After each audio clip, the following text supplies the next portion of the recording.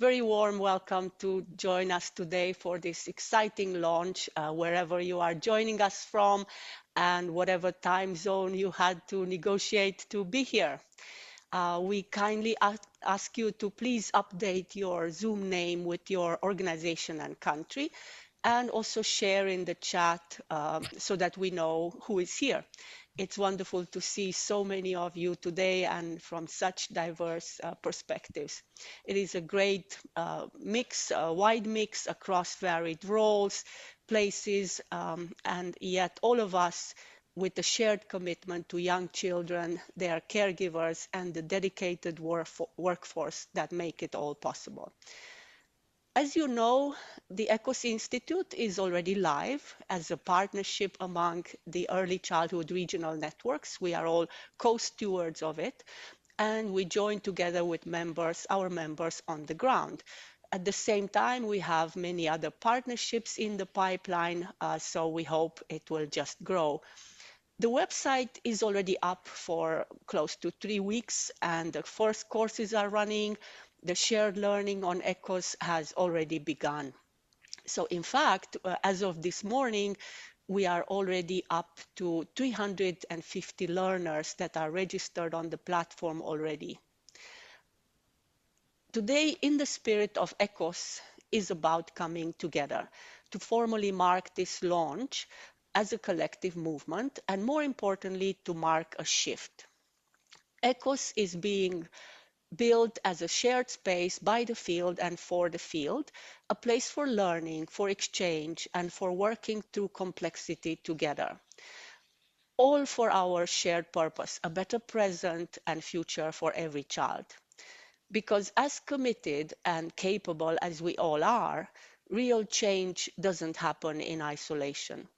It happens when we work together, reaching to everyone who is part of the ecosystem.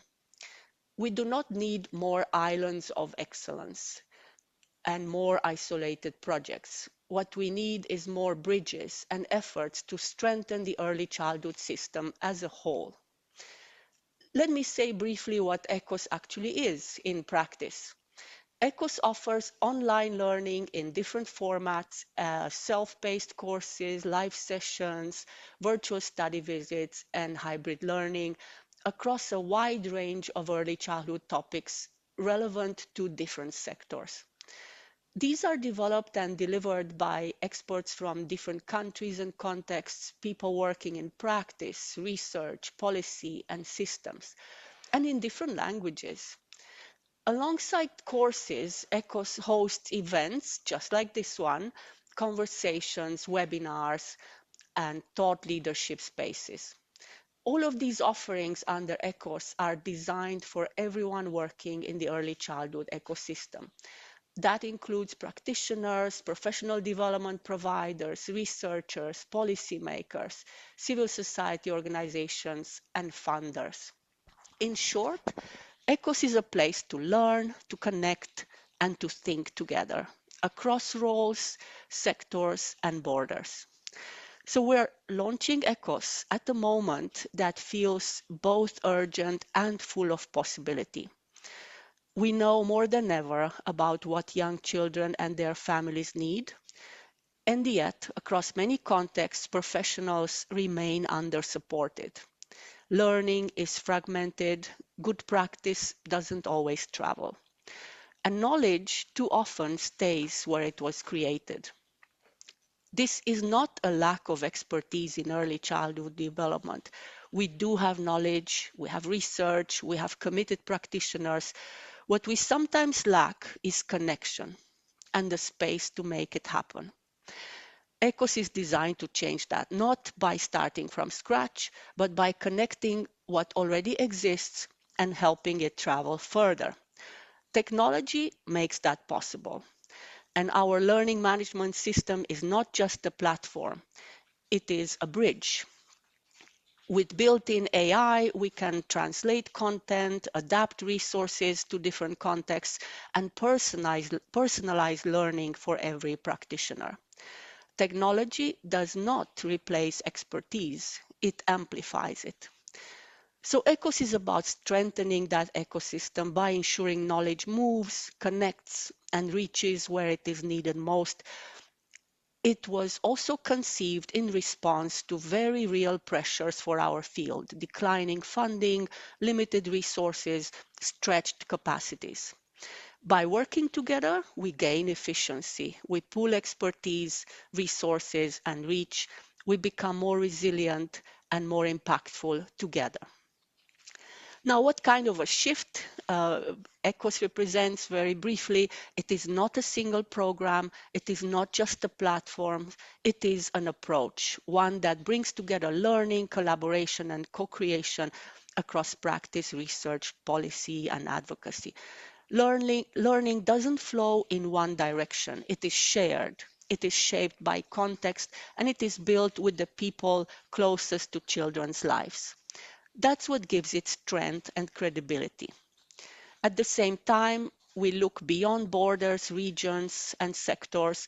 We all have something to learn from one another and all have something to offer. Yes, we are in different contexts and these differences do matter, but so does the solidarity that comes from learning across these differences as we work to improve the lives of young children. So today's conversation reflects this spirit. You will hear from people working in different parts of the world, in different parts of the system, all grappling with the core question, how do we learn better together so our systems work better for children?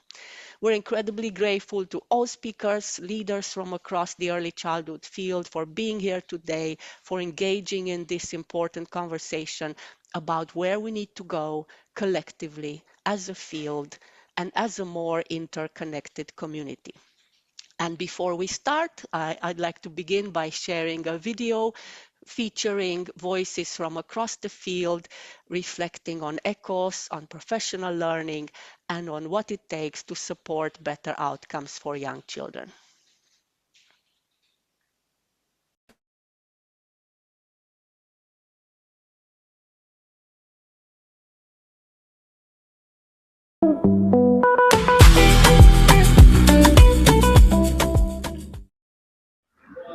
Strong educators build strong beginnings.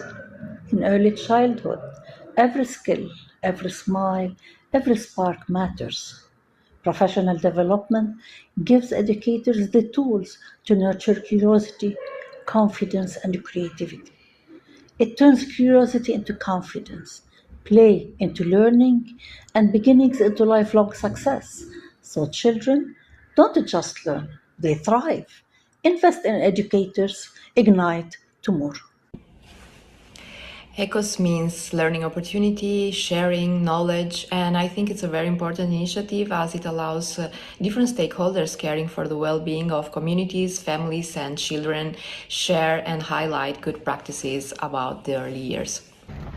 Hello everyone, welcome to ECOS Institute, and I just wanted to share a very short thought on how lucky I am that I can be part of this. I can be one of the first trainers, and also how lucky we all are that technology makes us to meet. Dobar dan, ja sam Lorana Šamanić, odgojiteljica sa 30-godišnjim iskustvom i smatram da su rad na sebi i edukacije koje mi odgojitelji prolazimo tijekom godina naša dužnost, ali potreba. Jačam svoju stručnost, dobivam konkretne alate za socioemocionalni razvoj djece, regulaciju emocija i kvalitetnu komunikaciju s roditeljima, što je najvažnije. Gradim profesionalni integritet, pokazujem da poštujem struku i ulažem u svoje znanje. Osnažujem sebe. Ta edukacija mi je dala sigurnost i dodatno motivaciju u radu. Jasna je, primjenjiva je. Ja svoj posao ne radim samo kao posao, ja ga živim srcem, živi ga i moja obitelj. Myself and colleagues are proud to be knowledge partners. The core values of the Institute develop collaboration and share professional learning for an inclusive and innovative learning community is really timely and exciting. Hi, Joseph from Marcel Deputy Council, and we think that the ECOS Institute is an important initiative. because it represents exactly what we stand for. The direct translation of our association name is actually Together for Early Childhood. And that's what the ECOS Institute is, a space to work together to tackle inequalities through a shared framework of evidence-based quality professional development to truly make transformative change for every child, everywhere. Hello, I'm very excited to be able to work within ECOS because in my professional career, the international world has always been an eye-opener for me and for the ECC professionals I work with. And I think it can be a very inspiring platform for an international peer learning community. As an ESA board member, I see ECOS as a strategic step toward a more sustainable and responsible network. It strengthens how we support our members and ultimately the practitioners, children, and families they serve. Hello. For me, ECOS means connection, learning, and real exchange. It brings professionals together across borders, help us grow and do better. It gives us the energy and tool to create real change for children and families. I look forward to meeting you at the ECOS Institute.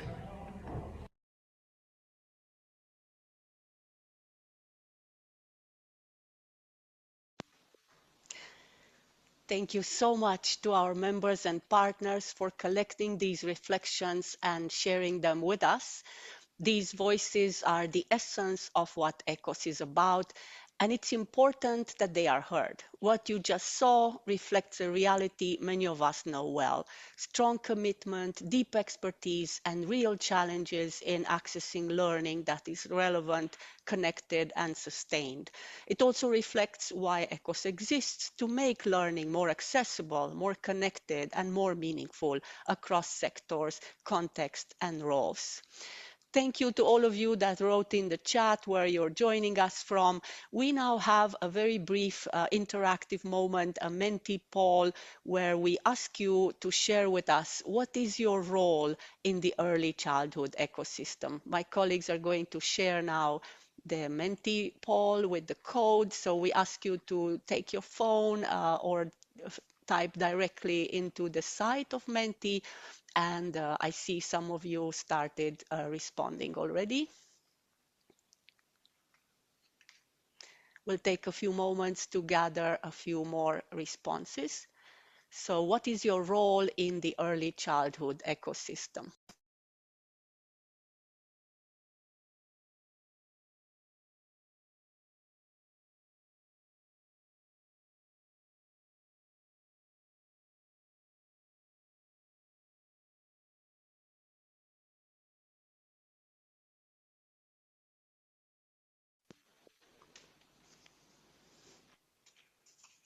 So you find the site, you find the code for the poll, and we hope that many of you will write. We want to see the diversity of our participants, those interested in ECOS, the users, and also to see how best we can respond to their needs. As we mentioned, ECOS is for different players in the ecosystem.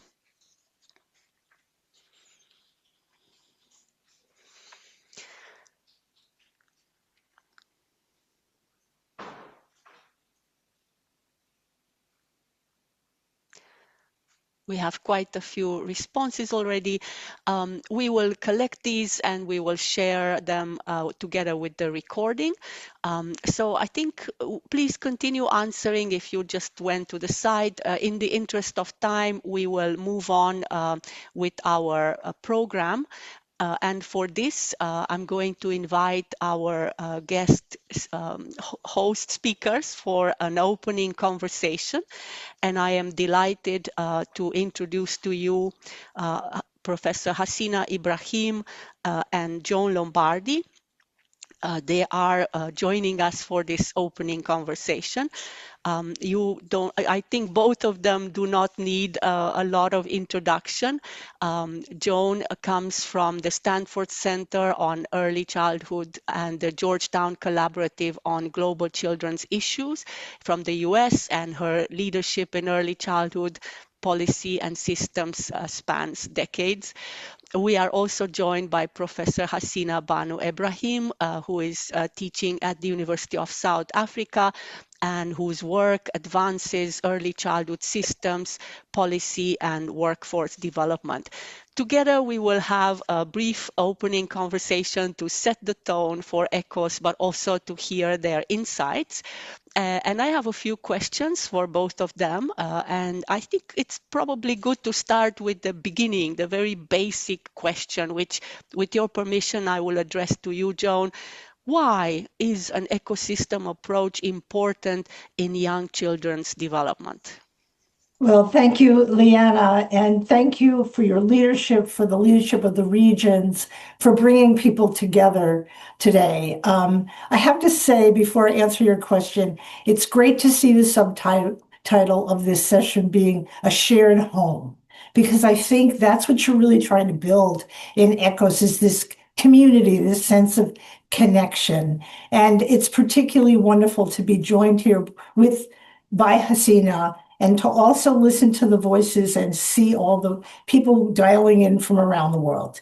So, I'm going to be very basic in answering your question and reflect on what we know about child development that makes the cross-sector approach so important. And I'm going to just share 3 principles that we all know, but I think it's important for us to be reminded of that. Number 1 is that the domains of development are integrated. So health affects learning, and learning affects health, and social emotional development affects both of them. Children don't come in pieces. So the preschool teacher and the community health worker, so the pediatrician and the child care provider, they're all working on behalf of the same child. And so that cross-sector system approach is critical. Secondly, second basic concept, we know that one developmental period builds on another. So we can't just focus on 4-year-olds. We have to focus on that continuum of children prenatal through the early grades. And I think that's what a system approach does. And then finally, the ecological approach is critical to systems thinking, because we know that children grow up in families live in communities that have to care for them with policies that are effective. So those basic principles of child development are so important. I'll add one other quick and final thought before I turn it over back to you. And that is that it's the infrastructure across those sectors that bring these pieces together, the coordinating governance structures at the local, national, and global level. But I think the most important thing, and the heart of ECOS, is the workforce. And I really hope that this is not just about knowledge sharing, it's about empowering the workforce. They're the most important part of quality. They're the people that can't be with us today because they're working on the ground. And so this is really about improving their working conditions, improving, I hope, their compensation and their recognition, and empowering them to move forward with good solutions and hope. I'll leave it there. Thank you so much, John. We will come back to you. I have a couple more questions, but let me turn to Hasina with the question of how can making knowledge more accessible, Joan referred to that, across sectors, disciplines, and borders. So how can this strengthen the entire ecosystem from the setting of services to ministries and all levels?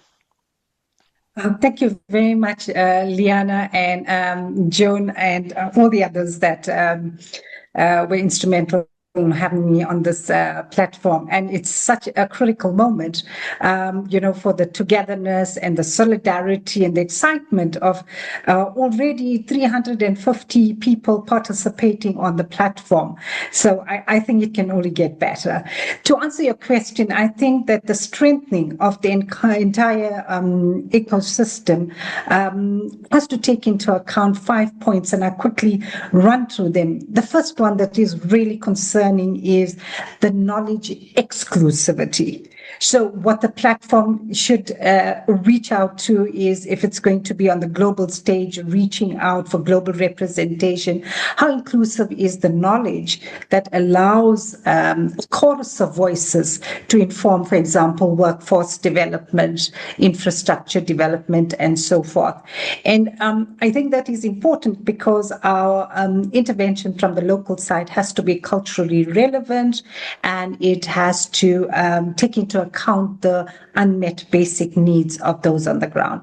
And then the next thing that is very important, I think, that strengthens the entire ecosystem is the way in which we are able to enable interconnected pathways of innovation, of efficiencies, of equity in the child development services. So, and we heard this before, is the concern around the silo mentality and the carving up the child into different domains of development and the ages and stages and the kinds of things that it can do in services. So the interconnected pathway is a resource that can allow us to look at how do we break down the silos and how do we come together for equity benefits. And then empowerment of different stakeholders.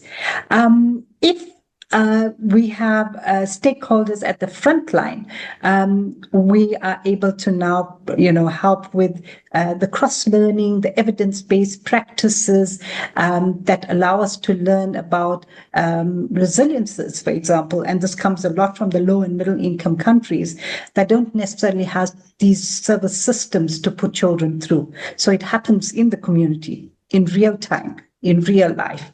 And then ministries. Where do ministries get their knowledge from? And I think that this move to collaboration, shared purpose, shared knowledge means that we are going to have a repository that would allow us to, for example, optimize resource allocation and so forth. So, this is a win-win in terms of training exchanges, transfer of expertise, and learning from the efficiencies of other systems. Yes, it would allow us to do adaptations, but I also think it will allow us to expand and have innovations through the cross-fertilizations that will happen. And of course, the platform is now going to be something of a key advocacy for change movement, I see it as. So, to leverage for a strong political will, strong investment that would benefit children worldwide. So, yes, it's very exciting. The Launchpad has already started with some exciting moments. Over to you, Liana. Thank you so much. We are delighted to hear your encouragement and also a great advice how to look forward from both of you. Let me now turn the question to the barriers. What are some barriers? In other words, what is counterproductive in achieving this kind of collaboration for us, and why you think such an initiative like ECOS can tackle those barriers, and especially why now? So, Joan, if I may turn to you with that question. Sure. I think I want to underscore first something that Hasina said, and that is when you look back at ECOS a year from now, it has to reflect the cultures and the conditions of children around the world. That really is one of the key indicators of your success. And I think we can't say that enough. When it comes to the barriers, let's be honest, we have resource constraints.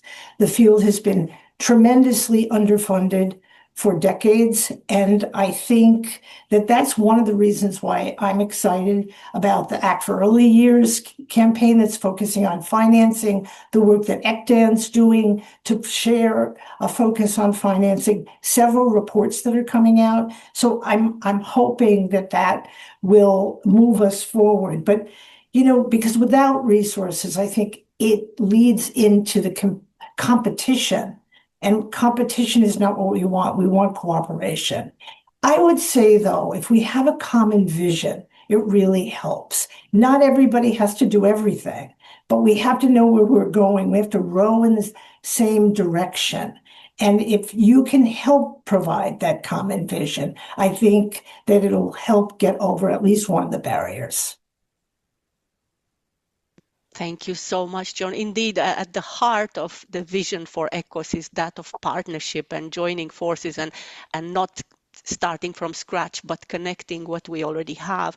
And it's inevitable, like in any field, as you mentioned, John, there is competition often, and rather than an ecosystem, there can be an ecosystem, right? So I turn now to Hasina. I know you are such a strong promoter of the notion of solidarity. So what is your advice, Hasina? How can we apply a more balanced approach to power? Thank you very much, Liana, for that. And I think that this is, it's quite a sensitive area in many respects, but it has to be subjected to dialogue if we are moving towards this network of solidarity. And I think there are three areas that would make a difference if they really are approached well. So the first thing I think is important is the representation in terms of the power issues, and then the shared decision making for disabling of power, and then looking at equity, especially in the funding environment. I'll just touch on each one a little bit so that we, get some insights into them. So I think in the representation, it's a case of,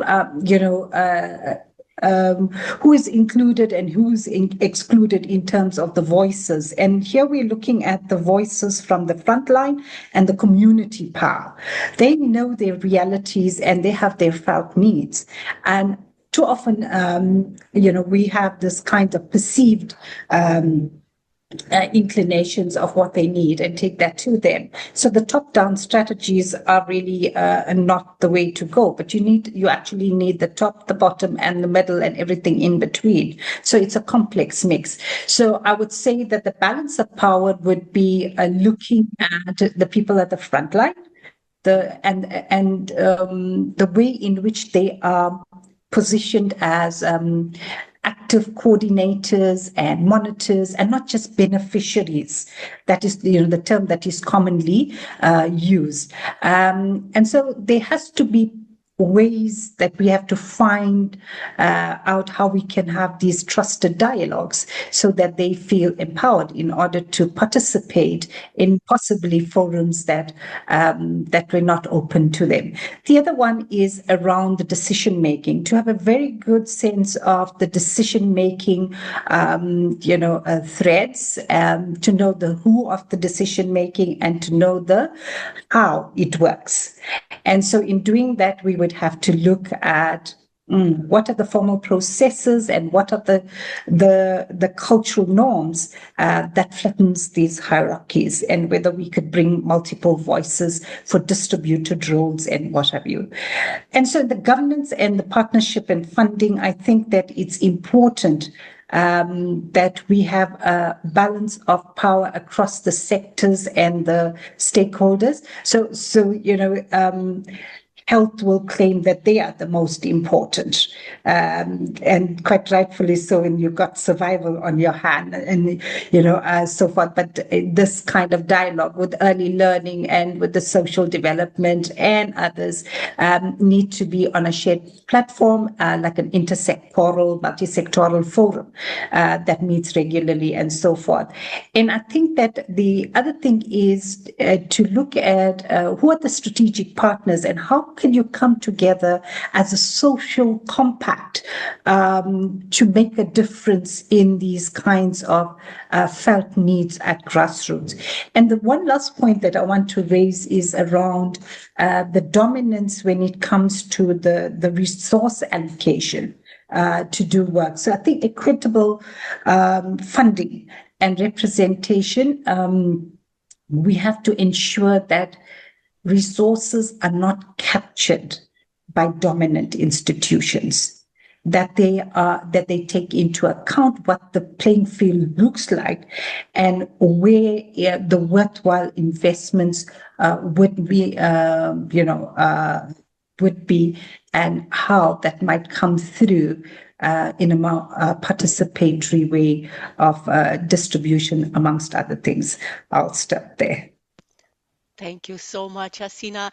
And we have a final question very briefly for both Hasina and Joan, but seeing the chat, this is an enormously active group of participants reflecting the spirit of ECOS. That's what we want to engage actively with all of you. So while I will ask Hasina and Joan, we invite all of you to be part of this opening conversation. And the question for participants is, what do you think matters most for turning knowledge into system-wide change? So this is a question for all of you. It's also in the chat. Please share your thoughts while I turn to first Hasina and then Joan with the final question. What is your advice to all of us for ECOS? Hasina, please. For me, I think that what ECOS does now, it strengthens this idea of a centralized platform, of making knowledge accessible on what works, and then making sure that that knowledge is linked to action and so forth. And what I see happening quite substantively is real-time sharing of evidence, multilingual access, adaptive innovations, and culturally responsive approaches that are empowering to all of us. So I'm going to say that this dive into the ecosystemic approach, together with paying key attention to local and global linkages and looking at these intergenerational kind of outcomes in context, can only move us forward for a brighter future for all our children. So over to you, Joan. Great. I love the intergenerational part, Hasina. Look, I think that you have to continue to be open to change. So any innovation that I've ever been involved with, you think it's going to go one place and it goes someplace else. And you have to be ready to adapt and change along the way. I think at the same time, Hasina's advice about listening to people on the front line, and that includes parents and families that we're trying to serve, because we are a multi-generational field. We're focusing on both families and children within those families. You've got to build bridges, and I can't say this enough. There are multiple knowledge platforms. You have to be a bridge to all of them and to empower them as you move along. And I think finally, I'm hoping that in finding solutions, we document the problems a lot in the field and the barriers, but you have an opportunity to raise up solutions in many areas around the world, reflecting new knowledge, new cultures, everything that brings us together, and to find the joy in the field again. I think we have to find what brings us all together. And when you think about children and their potential, it is what can bring us together and give us hope in a world that's pretty difficult right now. So with that, congratulations and best wishes. Thank you so much, Joan and Hasina. What a wonderful and powerful way to have the first conversation on the ECOS platform. Your words are an inspiration and a motivation for us. Such a powerful collection of insights you shared. And it brought us back to something central, that when learning flows, systems get stronger. And when they get stronger, children benefit. So thank you so much. And we now will broaden our conversation in the next segment. You will hear perspectives from across the ecosystem, from practice, research, policy, global and regional leadership. And together they will reflect on what it really takes to learn across roles and sectors, and how platforms like ECOS can help bridge learning, evidence and action. We've used this word a lot, all of us today, bridging. So I'm really pleased to introduce, we have with us today Sarah Klaus. I know for many of you, she doesn't need a lot of introduction.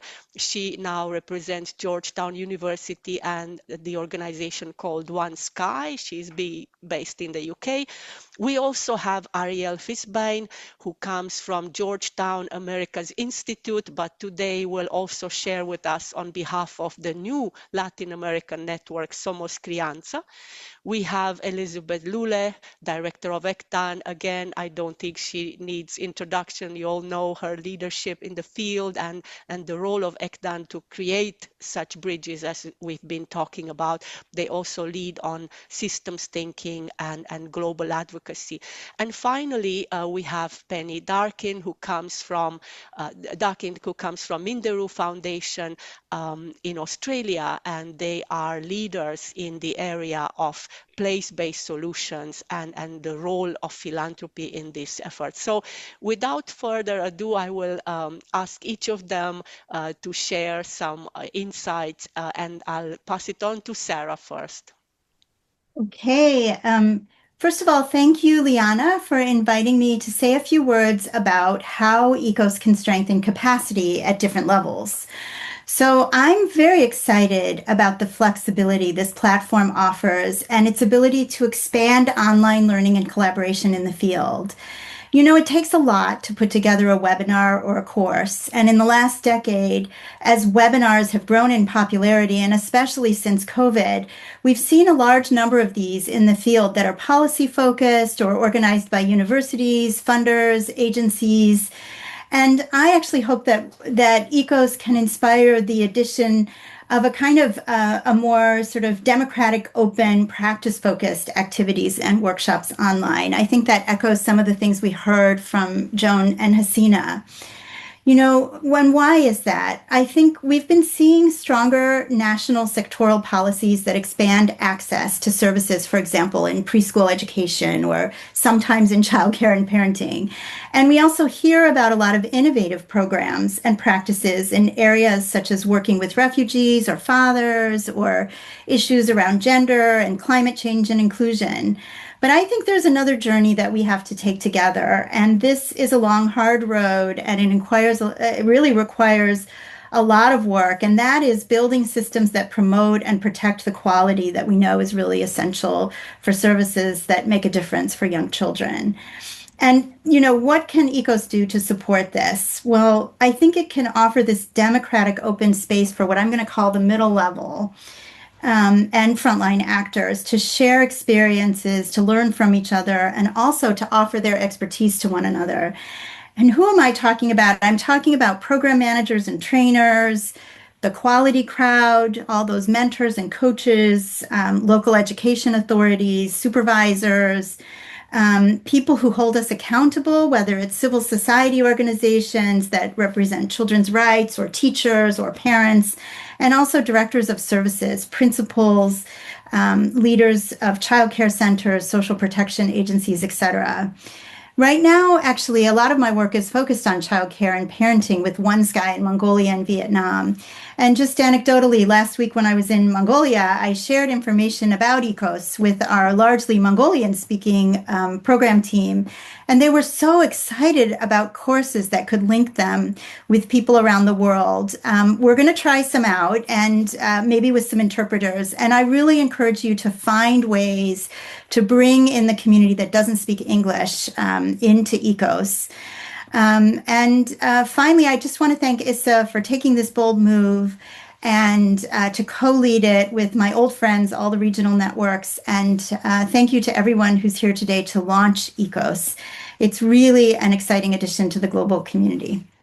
I think I'm going to turn over now to Ariel.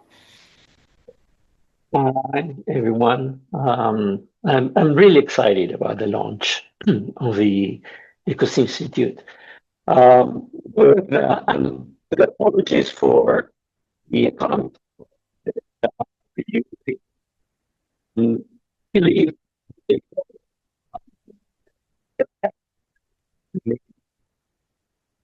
failure. Let me explain. Across the world, for several years now, there's been significant experimentation both in ECD policies and programs. Some of those experiments have been thoroughly evaluated, others less so. But overall, there is today a wealth of knowledge that could support the scaling up of ECD approaches. However, as well know, there's been very few practical ways in which, for example, a new local leader or an NGO seeking to innovate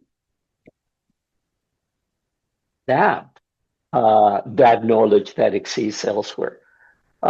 So the accumulated knowledge is not flowing well enough or fast enough across borders and organizations.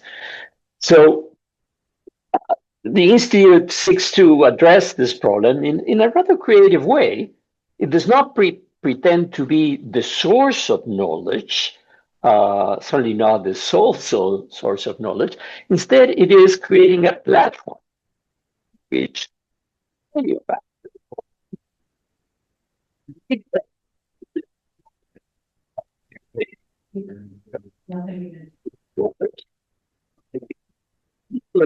change a mini market, if you want. It lowers the cost both for the users and the producers of content. Importantly, the fact that ECOS is a civil society platform gives it significant independence and credibility. Moreover, as Liana mentioned in her initial work,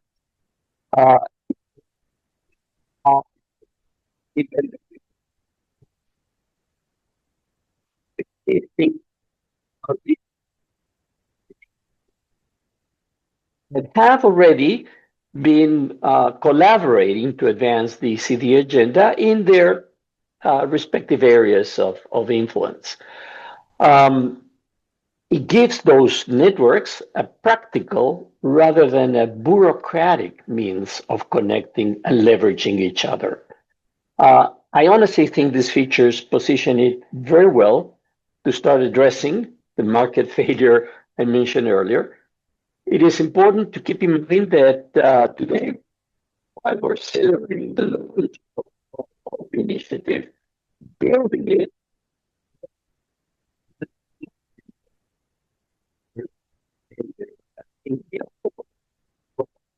and effort are important here. I sincerely hope that we maintain our enthusiasm and commitment to this very promising initiative and contribute to its transformative potential. Thank you very much.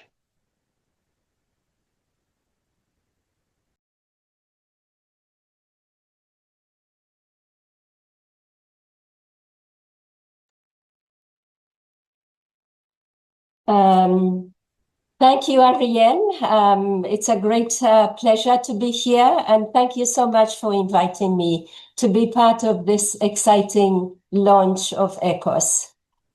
Liana, you mentioned that it's a bridge, and we need to build many more bridges because the task at hand is so hard, it's complex, as Joan mentioned. The world changed, the children are facing a poly crisis. And I think we as networks have a lot to do in terms of building this global movement that also builds bridges with other movements, but also across the platforms that are being built. I will focus on talking about why a systems thinking approach is so critical to what we all do. And we have adopted a systems thinking approach to early childhood because it's complex. So that also collectively we have a better understanding how different parts of a system, people, processes, environments, and policies interact and influence one another instead of looking at problems or solutions in isolation. Systems thinking helps us to see the whole picture and understand the relationships, interactions between different components of the system, feedback loops, patterns, and root causes that shape outcomes for children. It also encourages us to look at the underlying structures that shape behaviors and results. At its heart, systems thinking is the awareness that a child does not grow in isolation. Instead, every child develops within a dynamic network of relationships, environments, and experiences. Their family, community, school, culture, and even broader social systems all interact, including economic systems, constantly shaping their health, their learning, and sense of identity. But we also know that a young child's growth is shaped by far more than individual programs or isolated interventions. Children develop within complex multiple systems of health, nutrition, protection, education, economic conditions, and community structures. These systems differ across countries, but one truth that remains universal: their interaction profoundly influence child's trajectories. Systems thinking asks us to see beyond these individual programs or single interventions.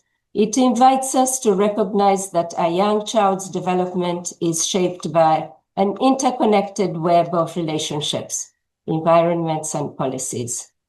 A child is influenced not only by what happens at home or in the classroom, but by the broader ecosystem. And this is why the name ECOS is so relevant today with what we're working with.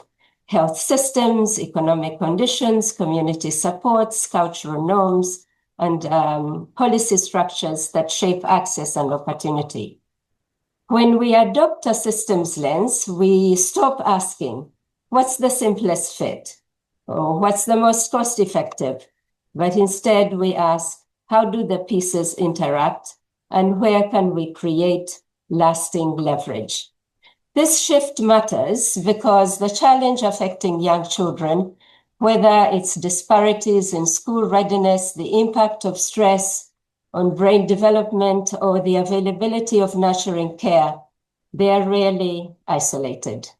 They are system-produced and therefore require system-informed solutions. The systems approach helps us to see how challenges such as malnutrition, limited access to early learning, conflict, poverty, or social discrimination are interconnected, and how they cannot be solved within silos. For example, improving early learning outcomes requires not only the quality preschool programs, but also maternal well-being, adequate nutrition, safe environments, social protection, and responsive caregiving. Each component reinforces the others, but can also have unintended consequences. With systems thinking, we can all move from fragmented services to integrated approaches that support families holistically.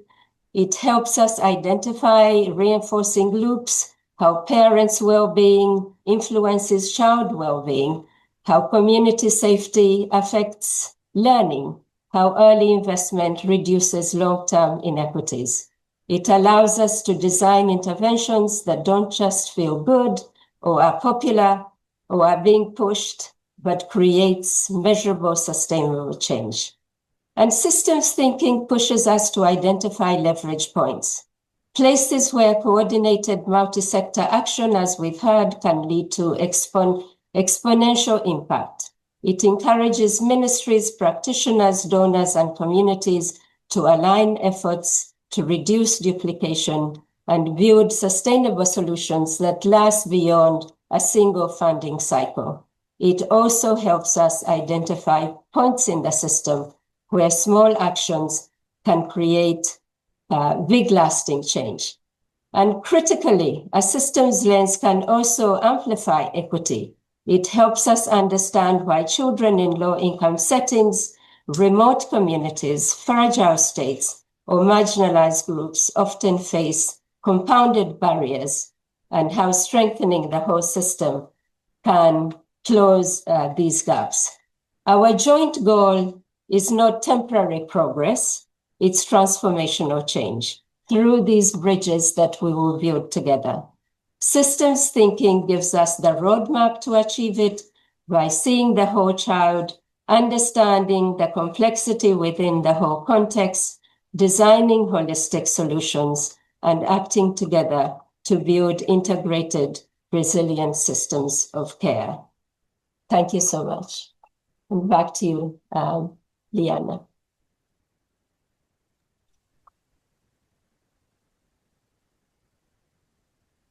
Thank you so very much for having me dial in from Australia. It's wonderful to be here representing Minderoo Foundation. When we think about ECOS, we keep coming back to this very, very common and simple idea that the ecosystem isn't strengthened simply by copying and pasting solutions. We know that ecosystems are strengthened and they grow because of the relationships that exist within them.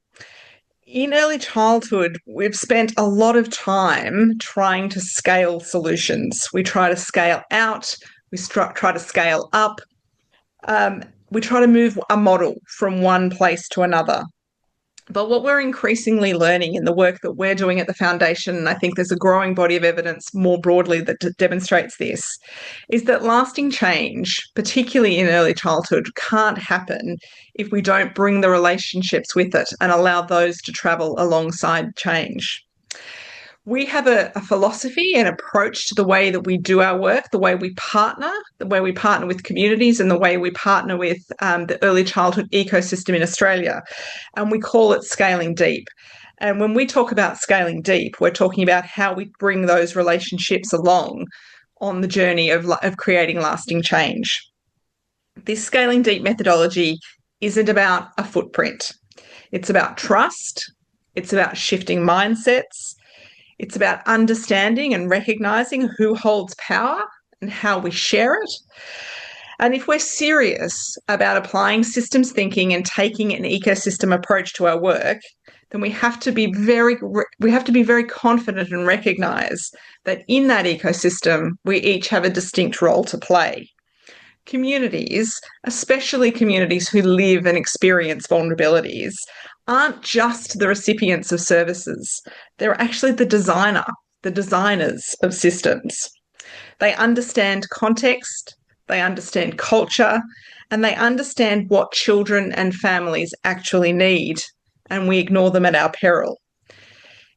Bringing that systems lens, we do have to recognise that there are multiple roles to be played in the ecosystem by multiple players, roles that only the distinct players can play, roles for government and roles for philanthropy. And we, particularly in philanthropy, have to be careful. We have to be careful that we play the role that is set for us, and we have to be careful that we don't distort the ecosystem that we're fulfilling that role within. And we really have to be careful that we don't replace other players in that ecosystem, because in replacing them, we weaken their position in an ongoing way.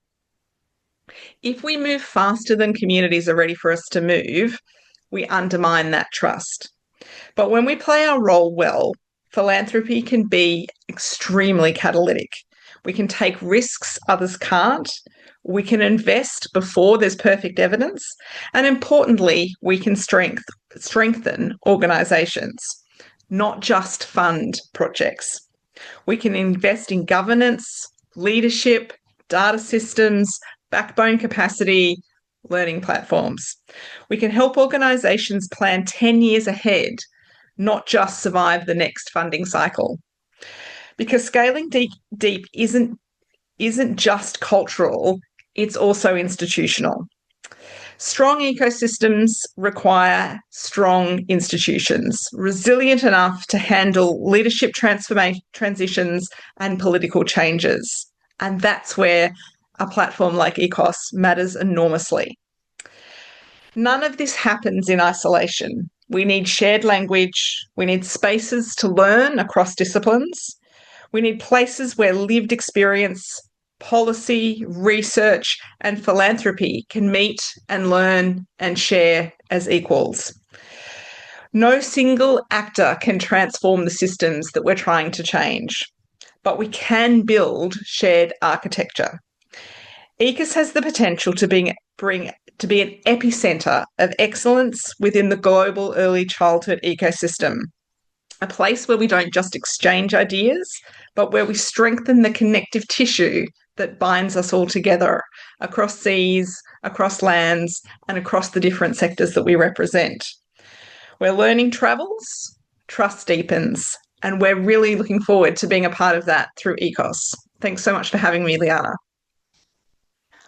Thank you so much, Penny, Sarah, Ariel, Elizabeth. What a wonderful way to start this journey. And I think we're going to listen to this recording very carefully and take all the advice that you have given us. And really grateful that we can start on such a, you set the tone and set the bar very high for what's to come. We now have a very brief interactive moment again. We want our participants to be part of this exchange. And the next question for you is, what makes collaboration across sectors, actors, and borders possible? And again, be very concrete if you can. We're going to take all the comments and suggestions and try to make that inform the journey ahead. So please share your thoughts and suggestions here. And again, we will summarize everything that you shared in chat, in the different polls, and when we share the recording, we will distill as much as we can such insights also from the speakers. While you are, in the interest of time, while you are sharing your answers, let me already introduce what comes next in this launch event. We will have a final panel discussion, and it is my pleasure and honor to introduce Emily Vargas Barron. Again, I don't think she needs a lot of introduction for many of us. She has decades of experience engaged exactly in this effort of system strengthening across parts of the world, and of course very rich experience also mentoring many of us in the field. I will pass on to Emily to introduce the panelists and also to start the panel. Thank you, Emily. Thank you. It's a great pleasure to be here, and I have enjoyed all of the presentations. I just wanted to say that Penny had the most enlightened approach to foundation support that I've heard in a long time, and it was really wonderful to hear her words. We are meeting at a time of sharp reductions in overseas development assistance for early childhood systems and services for young children and their families. Many vulnerable infants and children, especially those with developmental delays and disabilities, are suffering and dying as we speak, and others are falling far behind in their development. This situation is particularly poignant at this time. What we do in the next 5 years to maintain, to grow, and to improve ECD systems and services to serve these children and families will be critically important. We must conserve and maintain past achievements in ECD policy planning and ECD service systems at the national and subnational levels. We now have 94 countries with ECD policies. All the rest of the countries of the world should have them. That is a goal we must have in mind at all times. We need to build on what we have achieved, ensure knowledge is shared, and conduct new research to support country ECD policies and systems, and ECOS is certainly designed to do that. We need to support the preparation of new and improved ECD and early childhood intervention policies, services, training, and monitoring and evaluation systems. Our panel on learning together to strengthen ECD systems will examine how the different levels of ECD systems can collaborate most effectively to promote systemic policies, growth, improvement, and sustainability. Our panelists will address the following topics. First of all, the importance of using research and the results from research, which are often called evidence-based findings, for preparing ECD policies and systems development. We need to address how to use the evidence-based for achieving sustainable ECD policies, investments, and services. How can national ECD networks, coalitions, and NGOs help to strengthen ECD policies and services? And finally, how can regional ECD networks support the strengthening of national level ECD networks and systems and promote linkages and knowledge exchanges at the regional and global levels? Our panelists today are a marvelous group. First of all, Dr. Hiro Yoshikawa is the distinguished University Professor of Applied Psychology at New York University. Hiro is currently working on the quality monitoring of home-based child care system and an impact evaluation of a child-friendly cities initiative in lower and middle-income countries. And in the U.S., he is devoted to developing and supporting a national network of researchers working with advocacy organizations to protect children in immigrant families. I cannot begin to tell you how important his research is. Brigitta Mark is the senior advisor at the Ministry of Education in Slovenia in the Directorate of Primary and Preschool Education and Care. She is a global leader in the preschool education activities of the World Foundation Forum and a member of the European Commission's Working Group on Early Childhood Education. Brigitta is committed to building a high-quality early childhood education system for all children in Slovenia at national and local levels through collaborative and responsible action. Eva Deák is the Executive Director of Partners Hungary Foundation, co-president and board of ESA, and a practicing grandmother of a 3.5-year-old little girl. She's right in the fray. Eva is devoted to networking and building coalitions at the local, national, and international levels. She says that networking has become a valuable resource for her work and career path. And finally, we have Evelyn Santiago, the beloved Executive Director of ARNEC, the Asia Pacific Regional Network for Early Childhood. Evelyn is dedicated to leading ARNEC, ensuring strong partnerships are built across sectors and disciplines, organizations, agencies, and institutions to expand investment in early childhood, share knowledge, and advocate for holistic and inclusive ECD. We shall begin with Hiro. My question to Hiro is, as a leading ECD researcher with extensive applied experience, how do you believe that research results can best be used to prepare high-quality ECD policies, ensure the implementation of cost-effective ECD services, and develop sustainable and accountable ECD systems? Hiro? Well, first of all, thank you so much for the invitation. It's an honor to be here and want to congratulate the ECOS Institute for this launch. We have not had a global platform with local reach and also a mechanism to bring local experience and knowledge to global reach. So yeah, very, very excited about this. I'm going to give an answer that might be a little surprising, which is that the traditional approaches to translating research findings for policy in and of themselves don't really work. And that is things like writing policy recommendations at the end of articles, holding single one-off briefings for policymakers, even writing policy briefs with simpler language, don't in and of themselves work. And there's a body of research over the last 15 years on the use of research evidence in practice and policy that shows that only in reciprocal and sustained relationships between researchers and policy and practice actors does research evidence actually get used productively. And so what this means is a kind of iterative and relational approach over time, rather than this notion of results are produced and then they are communicated to the right audiences, and which is kind of a unidirectional translational approach, right? So the approach here is to build ongoing collaborative working relationships. They do not have to be with national policymakers. I think taking a systems approach, those systems are very important at all the levels between local communities and the national level, so including the subnational level.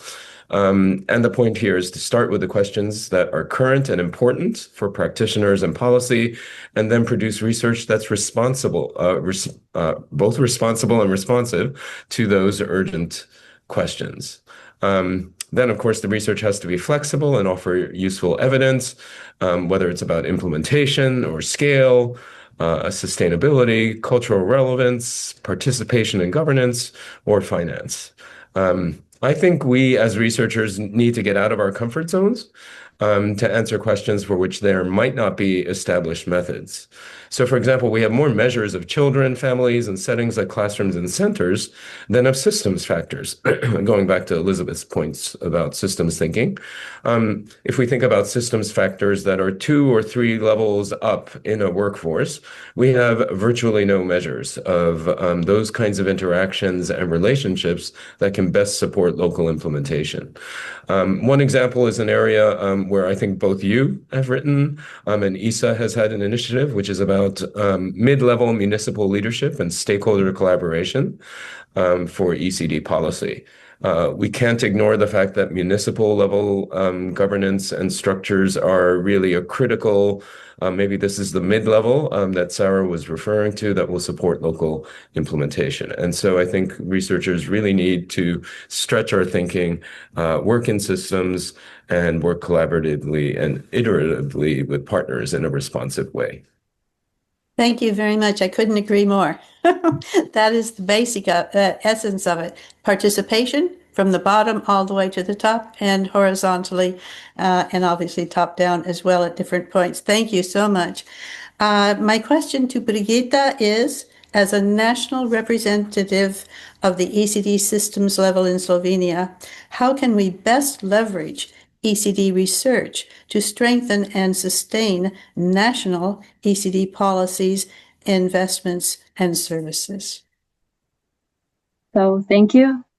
Distinguished guests, dear colleagues, it is a privilege to share Slovenia and more general perspective on this topic relevant to ECOS initiative and launch we can be part today. So really happy to be here, first of all. So in Slovenia, and I believe also elsewhere, ECD cannot be viewed merely as a service for working parents. It is and should be understood as a public good, a child's right, and a long-term national investment. Publicly funded and widely accessible preschool system provides a strong foundation. This we greatly, I believe, agree on. But however, the key question today is not whether to invest in early childhood, since the evidence is very clear, but how to systematically embed research into policy system, financing, and service delivery.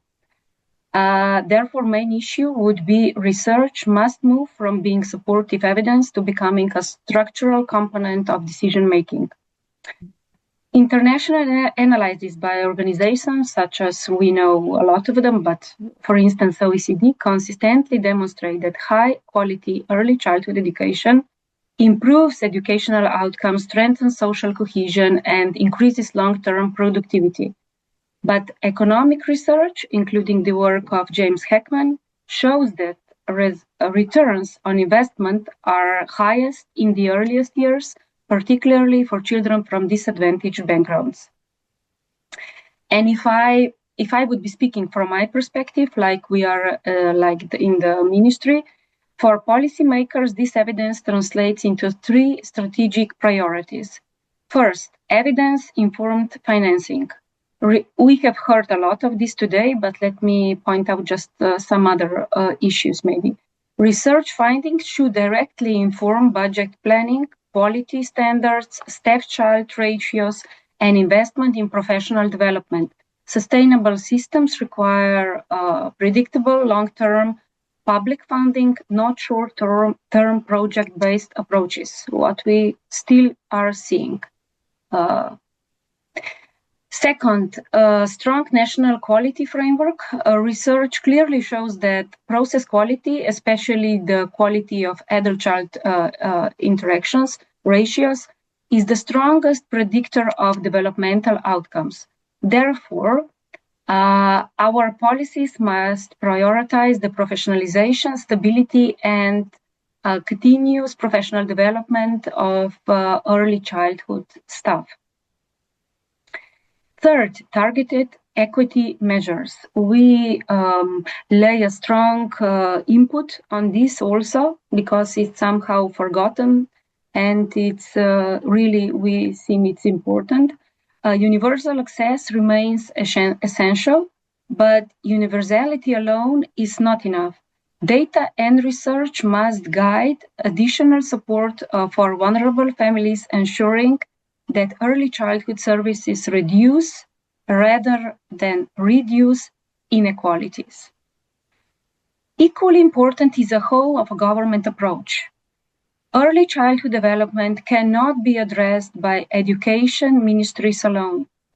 Effective policy requires coordination across education, health, and social protection systems, as well as strong partnership with local communities.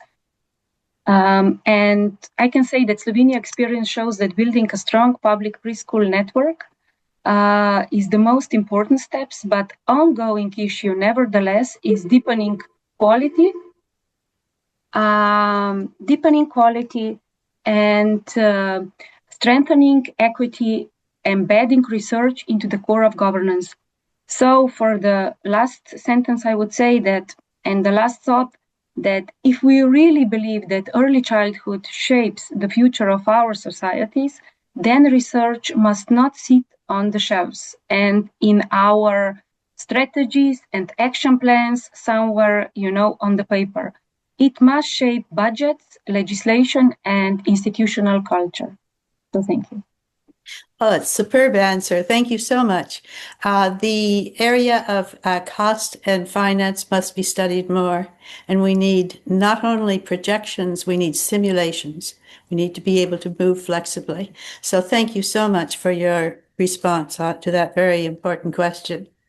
My question to Eva is, as a national coalition leader in Hungary, how can a national ECD network or coalition of and also NGOs best support the strengthening of ECD policy, service implementation, and sustainability? Eva? Thank you very much. Greetings to all. And first of all, congratulations to Slovenia, to our neighboring country, to have such a strong governance in the ECD system. We cannot say it in Hungary.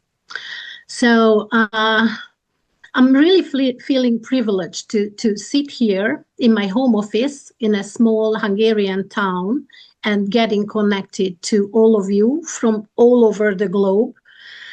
And working in many different levels of the ECD ecosystem.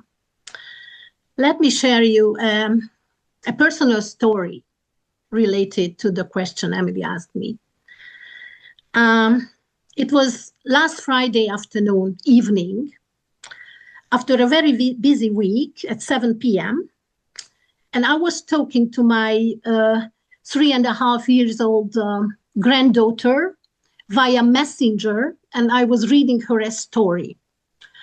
They live in Germany, and they are part of those 370,000 people who left Hungary in the last 10 years.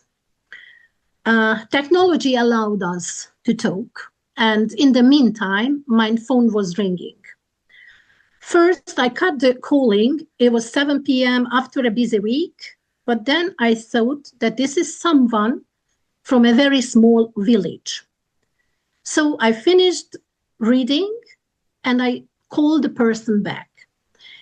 It was Maria, from a Roma teacher from a very, very small village. And she's member of the Roma Early Years Network, a network of 900 professionals who has very few access to high quality ECD capacity building. And she was calling to tell her difficulties with the children and talk to that how tired she are these days. And she asked if we can see any possibility to provide her to move on with the kids. Let me tell you a few facts about Hungary before I continue my story. According to the statistics of 2024, nearly 20% of the Hungary's population currently lives in poverty, and the rate among Roma is 75%. The Roma Early Years Network supports those professionals who are teaching those kids coming from this population. These professionals mostly live in small villages and, as I told, have very limited access to high quality services. Maria is one of these professionals, and she was very good, and she seized every opportunity to become an excellent teacher. And she even received an award from the Roma Early Years Network. Maria's call came in a very good time. The Shavure project, many of the representatives of Shavure project are here with us. Shavure means child in Romani language. And this project has just completed a teaching program aimed at supporting children's mental health, social emotional well-being. And this course was co-created with 5 countries, all members of ISA. These countries are Slovenia, Croatia, Slovakia, Kosovo, and Hungary. We all were co-creators of this program. And now this course is uploaded to the ECOS website and is accessible. And the good news is that 90 people has already assigned for the course, including Maria from that small village. If we look behind the story, Maria wouldn't have been able to access this course if it weren't for ISA uniting its members, the Romani Early Years Network, and Partners Hungary, the local initiator of the network. Zsuzsa László, who is a professional bringing together these people, is also in the audience. So now, this course I mentioned on the well-being, social emotional well-being for Roma children is accessible on the ECOS website in 7 languages, including Romani language, a very marginalized language. So I'm feeling privileged to be connected with you. And I'm coming from a country where there is no Ministry of Education, and the education is governed by a policeman currently. The Hungarian system is very, very fragmented. And those children whom I mentioned, Roma children, there is a tendency in the system that it preserves and even reinforces social and economic disadvantages of these children. So local professionals must work together if they want what is best for children. What can a civil society organization do in these conditions? It looks around and seeks out for allies at local, national, and international level. And that's what ECOS means to all of us. Let's unite our efforts. Thank you. Thank you so much, Eva. It touches me deeply. The network that you are representing is extremely important. The thought that ECOS has already reached to them is wonderful. They deserve and our support, and we will learn a lot from them. They're very wise people. Okay, my last question is to Evelyn. As a leader of the ECD Regional Network for Asia and the Pacific, how can regional ECD networks, which now serve all world regions, best support the sharing of ECD knowledge and cost-effective practices to ensure that national ECD policy planning and service implementation thrive and are well aligned with regional and global level efforts? Thank you, Emily, and congratulations to Isa and to all of us for the launch of the ECOS Institute. And thank you for the opportunity to speak on behalf of all the 5 regional networks. Let me begin, by saying that the role of regional networks is unique in many ways. Primarily, we represent voices from the field to ensure that local needs are considered in global ECD agenda and actions, while also ensuring that the global ECD initiatives, tools, and resources are reaching, the countries. Regional networks have the unique advantage of sharing knowledge more widely, as we are directly connected with our partners and our members on the ground. Collectively, the 5 regional networks, ISA, the Arab Network, Africa Network, RNEC, and the Latin America Network, Somos Garcia, through their members in 130 countries, are reaching and serving millions of current and future workforce in the field of early years. And so with the collective reach and scope of the regional networks, I think that we are strongly positioned to shape and deliver on our shared goal of ensuring young children's well-being and development. While each of the regional network is unique, we all perform, a critical function, and that is, being a knowledge platform where our members can access and share resources and learn from each other. We facilitate and support learning and capacity building of our members across sectors, in our respective regions. We elevate voices from the field, showcase their good practices, but also share their learnings and challenges, not only in policy development or strengthening, but also in ECD service delivery. Knowledge exchange and learning then, is indeed at the heart of what we do as regional networks. And we do this, in different ways. We have different platforms, approaches, and mechanisms in supporting the countries in sharing knowledge and innovations, good practices. We do conferences, webinars, learning forums, research, policy dialogues, trainings, conferences, workshops, and also we support national ECD networks. These mechanisms foster cross-country learning and even cross-regional learning in some ways. We convene different ECD stakeholders from the government, academe, civil society organizations, practitioners to share and learn from each other's programs, policies, and practices.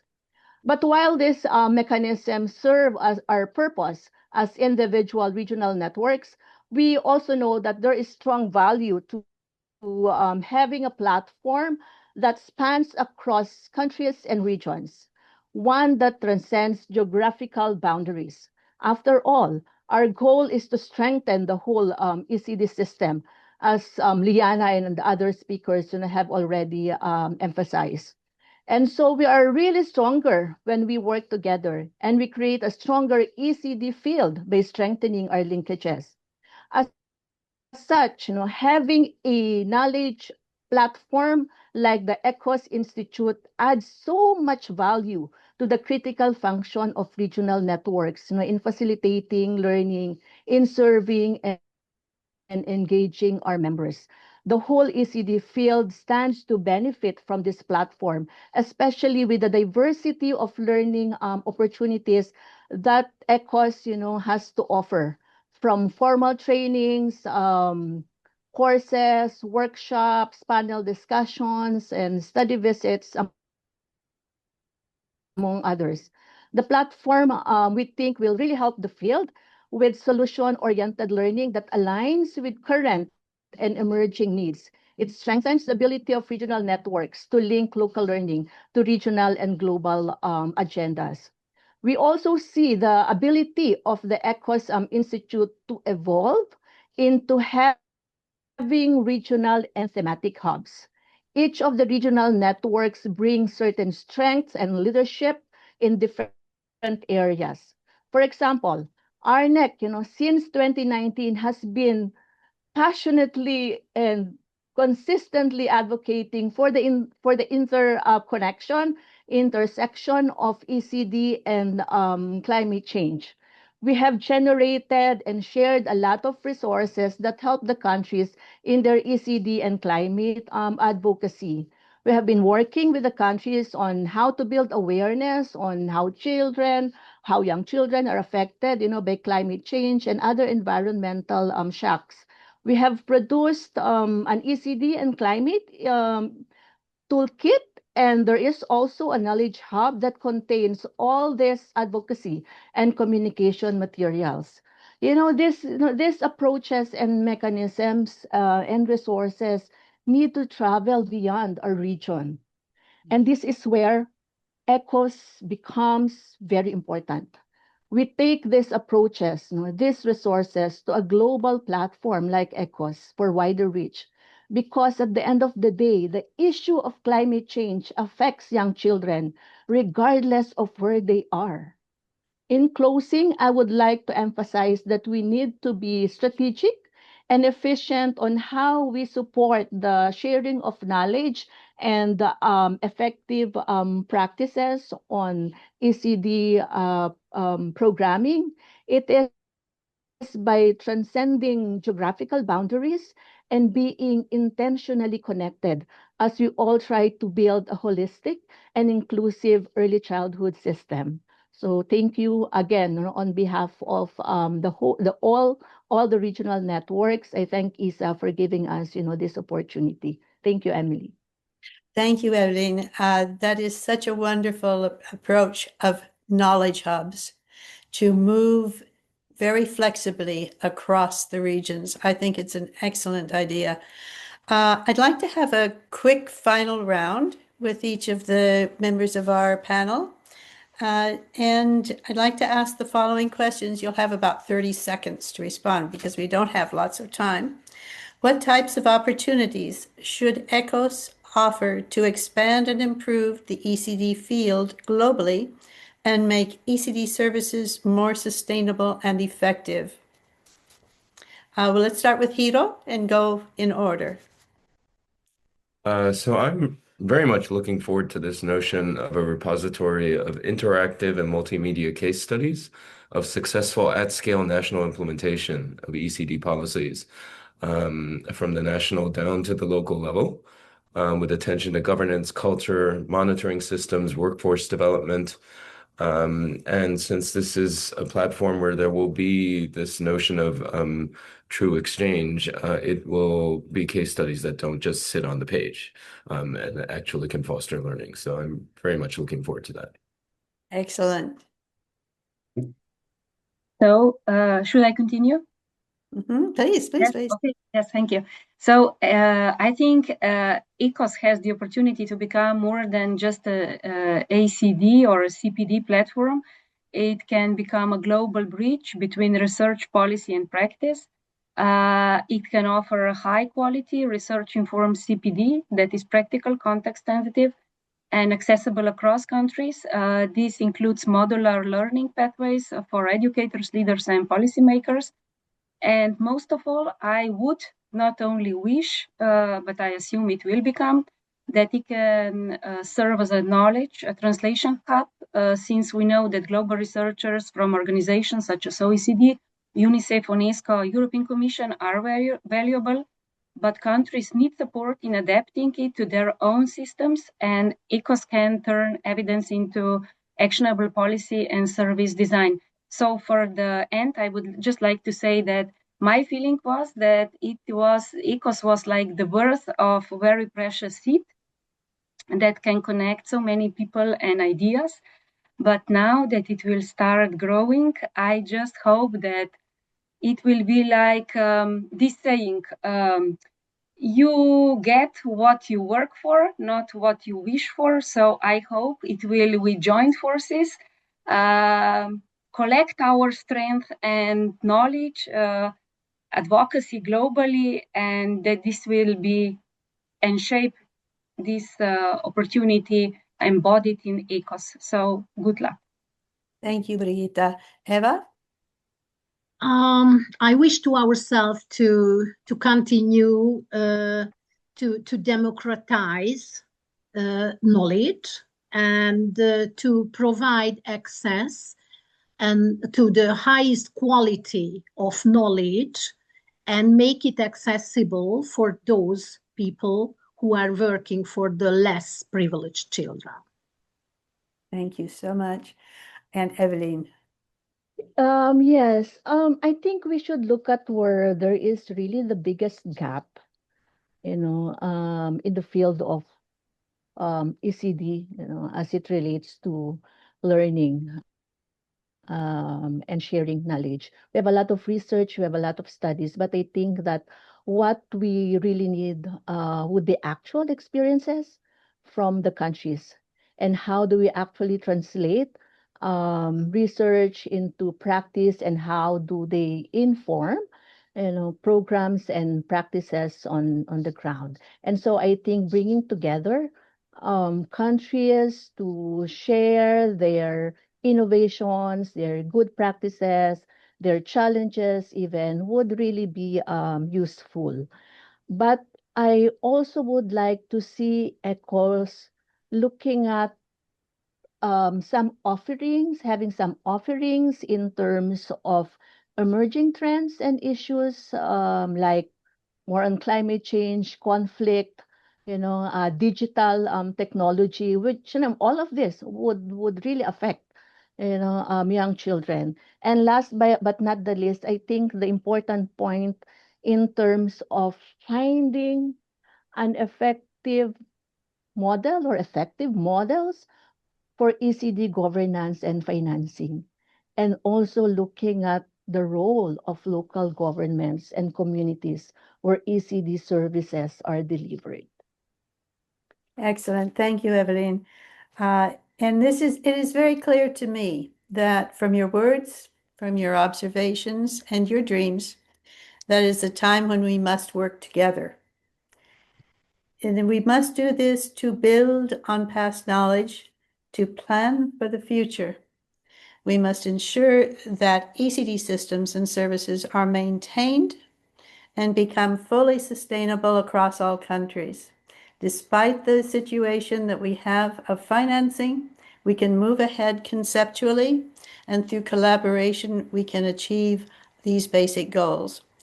National ECD leaders will be central to this, and we want to ensure that you and your colleagues are fully supported through the global activities of ECOS. And we thank Liana for her leadership, her group for their hard work in building this opportunity for all of us. We should support you 1,000%. Thank you so much, Emily, and all colleagues on the panel. We've been monitoring the chat and we receive such enthusiastic reaction to the choice of our speakers today, and it's such a privilege to have you all with us. What powerful sharing, and thank you, Emily, for superb moderation, as always. You are an inspiration. We are running a little bit late, but we are still very curious to get your input into a very important question. So one final poll for all of you, and that is, what kind of connection or learning do you most want to see through ECOS? And please take your time to respond, even after the screen no longer shows the Menti poll, because again, we're running a bit late, but we're really curious and eager to hear from you on this so that we can shape the course, the offerings on ECOS.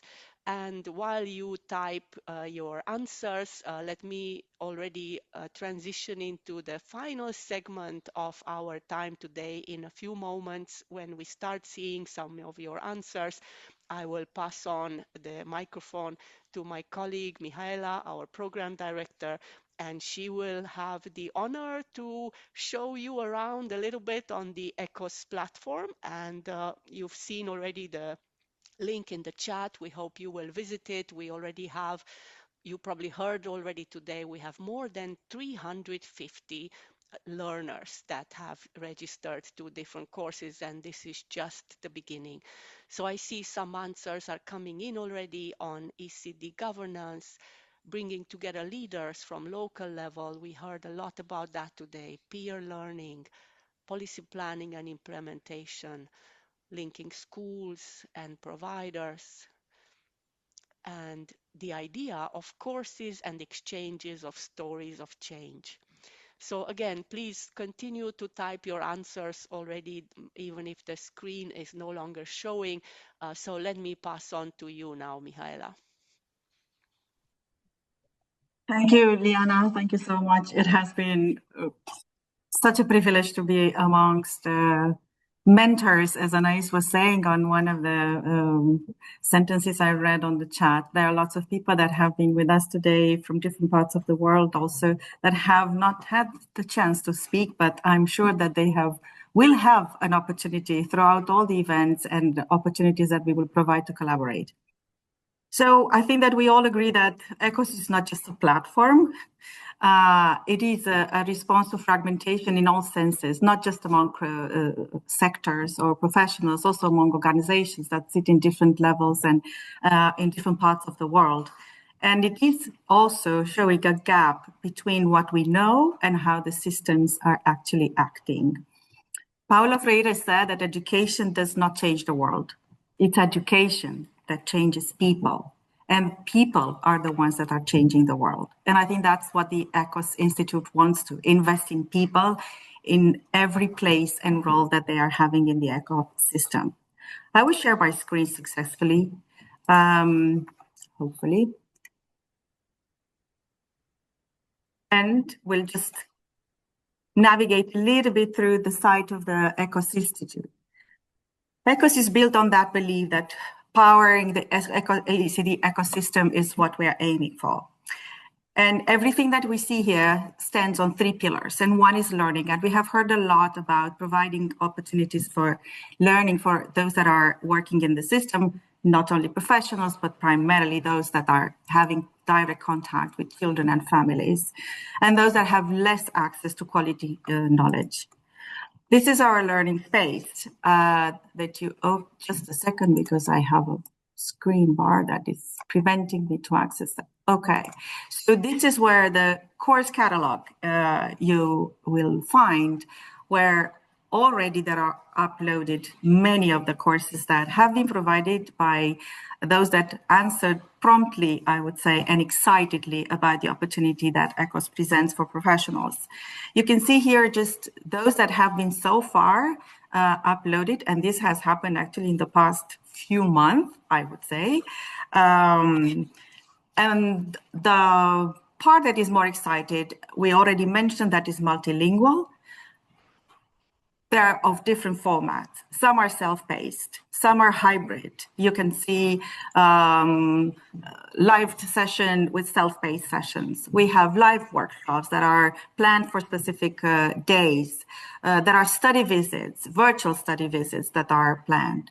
We certainly invite you to browse, but not only you. Please share it further with colleagues in your ecosystems and in your network so that they can learn more about the opportunities that are here. There was a lot of discussions about Chavore, and this is where we have populated in all the languages that you can notice. There was a discussion about intergenerational learning. We have several modules actually on the work that has been carried out by one of our members, ICDI, for many years. There are already a lot of opportunities that are not targeting only educators also, they are targeting also health workers. We are looking at how we can touch the hearts and minds of those that are working in the ecosystem. But what matters more, it's not just about content consumption, it's about transformational learning. And for that to happen, we know very well that we talk about quality learning. We've developed a quality framework. I'm going to say a few words about this because we have been pioneering and championing the issue of quality. As it was said, I think Sarah mentioned it. It's at the core of the work that we are doing because that matters most in providing the environment that we want for children and for their families. The quality framework has been developed to ensure that the offering that exists on the platform is of quality, that is adult-oriented, that is evidence and practice-informed, that is context-sensitive, that it's ethically grounded, and is designed for reflection, not just information. It focuses also on application, so we want, ground-up experience to be visible and to be exchanged and to be discussed about. Not just theory alone. John Dewey said that we do not learn from experience, but we learn from reflecting on the experience. ECOS is made also not only to share those, but to discuss about those and to learn from what we can understand from what has been already tried out.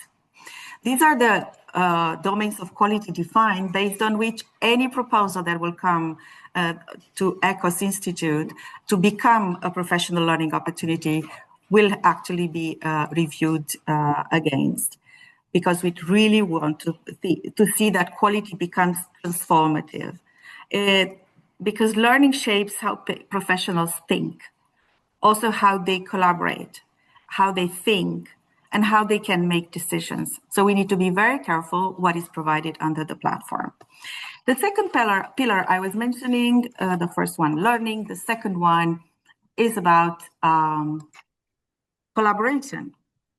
And that is through the news and events that we will share with you. Making information travel, but also looking for places in which we can collaborate through the events. Like this was the first one, but the next one, and we are certainly inviting you to participate. It's going to be on the March 4th, Breaking Through, when we will discuss with 5 panelists and all with you participants, why the early childhood didn't yet break through as a priority, and what should be changed in the way that the field operates so that early childhood development becomes a non-negotiable. So there are lots of discussions that we are actually going to have, and this is one of the first that we are already inviting you to. There are going to be a lot of articles and podcasts because we want to build a narrative, not to flatten the narrative, but to bring more narratives into one that is coherent and one that persuades not just us, but those that are not necessarily the ones that have been converted. So how we can have a larger ripple effect into bringing messages towards those that have not been necessarily exposed to them as we have been. So we want to reach out to professionals, but we want to reach out also to more parents and to more members of the community, besides of policymakers and politicians, media, journalists, architects, cultural representatives, so how we can reach out to more members in the society. Well, finally, the last pillar is the co-creation, and ECOS is not built on the field, not built for the field, it's built with the field, and I'm happy that all 5 networks have gathered in this endeavor, representing so many stakeholders in different capacities in their own systems in the countries, but also local actors and global partners. They all may contribute to knowledge, shaping offerings, proposing discussions, because sustainable change cannot be imported, it must be co-created. And co-creation ensures that this platform will reflect the diverse realities, but also reflects the priorities that we see for the field. We need to have critical thinking. I mean, that's a joy, actually, and nothing should be without joy. But critically thinking, what are we doing and what we really have to do so that we manage to change the systems that we are enacting. ECOS is part of that discussion. And Maria Montessori once said that the child is both a hope and a promise for mankind. If that is true, and I suppose that all of us are agreeing, then our responsibility is to build a system worthy of that promise. That's what ECOS Institute is about. And it's a shared home that today becomes yours. So let us not only connect, let us think better and work smarter together. Thank you so much, Mihaela. As we close, let me emphasize one more thing, and that is ECOS is not a finished product. It is an evolving space, our shared space, and it will grow through use, through contribution and challenge, and its relevance depends on the people who engage with it. So now I'd like to leave you with a call to action to ensure that we all collectively continue to grow ECOS together, each from our own different role, our different location and perspective, towards our shared purpose of ensuring a brighter present and future for every child. So our invitation to you is simple. If you are a practitioner, bring your experience. If you are a researcher, help knowledge travel. If you are a policymaker or funder, help create the conditions for learning to lead to change and transformation. We encourage you to explore the platform, to join the conversations, contribute where you can. You saw in the chat that there are many events already planned, courses already there, and we invite you to be part of this journey, because when we connect, we learn, and when we learn, we act. And if we act together, children will benefit. We invite you to follow us on LinkedIn for updates and future events, future learning opportunities, and thought leadership. And please stay connected. And for today, thank you so much for being part of this moment. We have been eagerly awaiting it for months as we were building the vision for ECOS, and we are grateful that you are part of it and also are part of what ECOS is becoming. This is only the beginning.